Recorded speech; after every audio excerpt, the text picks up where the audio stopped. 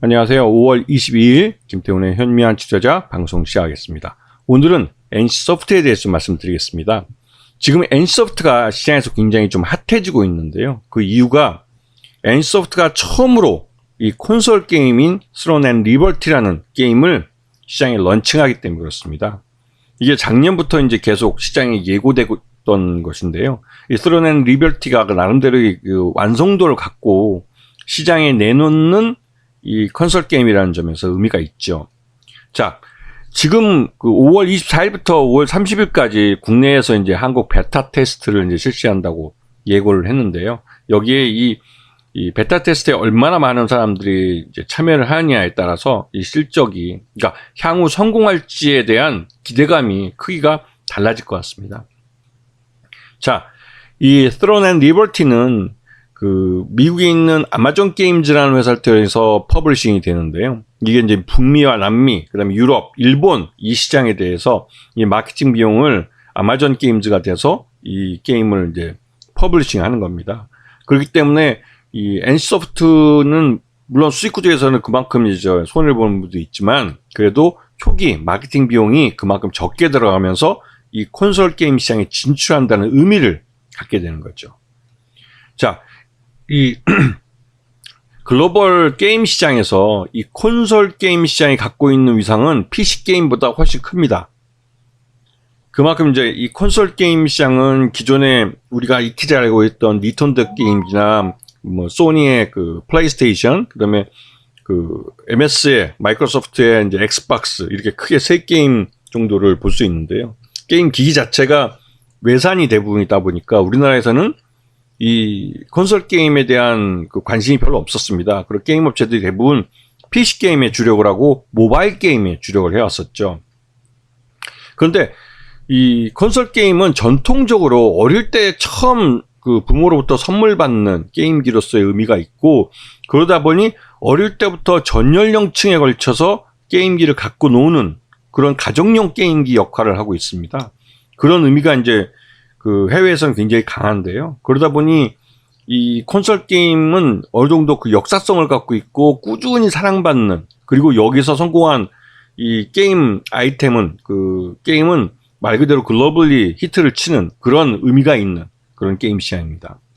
자, 올해 NC소프트가 이 TL뿐만 아니라 다른 그 블레이드 앤 소울 2도 이제 대만에서 런칭을 하고 하는 등 이제 다른 게임들도 적극적으로 해외 시장에 진출을 하고 있어요.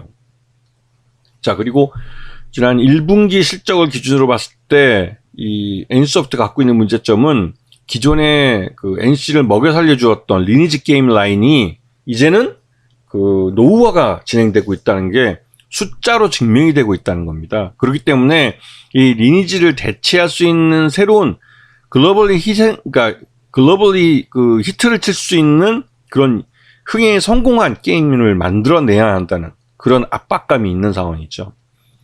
자, 그 1분기 실적을 놓고 봤을 때 작년 1분기 실적과 비교해서도 반토막 이상 그 쪼그라든 모습을 볼 수 있습니다. 당연히 주가도 그만큼 흘러내릴 수밖에 없는 거죠.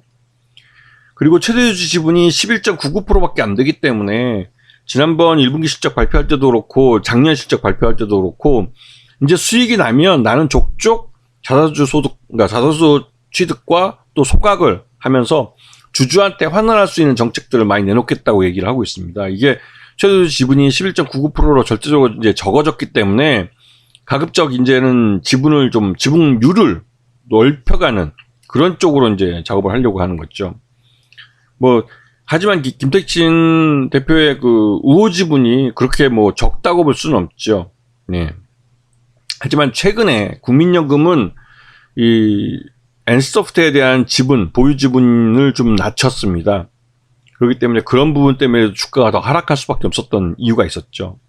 자, 작년 1년 내내 그 신작 게임이 부재한 데다가도 그동안 기존 게임의 노후화가 진행되면서 실적이 아주 급전직하로 또 줄어들었고, 물론 막판에 작년 4분기 때는 이 마케팅 비용을 줄이면서 일시적으로 실적이 좀 반짝하긴 했지만 그건 어디까지나 반짝일 뿐이고, 전반적으로는 그 게임의 노후화 때문에 또 리니지 게임의 이제 노후화 때문에 NC소프트는 말 그대로 미래가 불확실한 게임 업체가 돼버린 거죠. 근데 이럴 때 이 콘솔 게임 시장에서 말 그대로 새로운 리니지 게임의 이런 PC 게임의 재미를 갖고 있는 콘솔 게임을 내놓을 수 있다는 것, 그리고 뭔가 좀 이 그 TL 게임이 성공할 수 있다는 그 기대감, 그런 것 때문에도 이제 매수세가 몰리고 있는 모습입니다.